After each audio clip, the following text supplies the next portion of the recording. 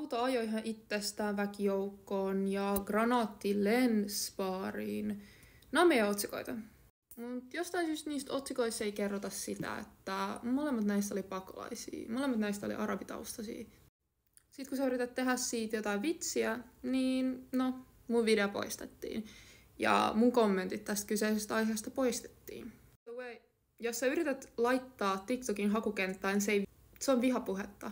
Mutta jos sä laitat Save Israel tai Save Palestine, niin sieltä kyllä löytyy ihan vaikka kuinka paljon sisältöä.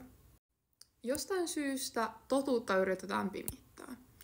Just eilen saatiin tilastollista faktaa siitä, että ne, ketkä niitä seksuaalirikoksia Suomessa tekee, ei ole suomalaisia. Jostain syystä meidän media kuitenkin yrittää manipuloida meitä, pimittää tietoa. Jos tilastollisten faktojen kertominen on vihapuhetta ja rasismia, niin ehkä sitten me tarvitaan enemmän sitä rasismia ja vihapuhetta tähän maahan. Media ei voi hallita meitä tällainen, eikä yhteiskunta voi päätyä siihen tilanteeseen, missä me ollaan etninen vähemmistö meidän omassa maassa ja joudutaan koko ajan rikoksien uhreiksi.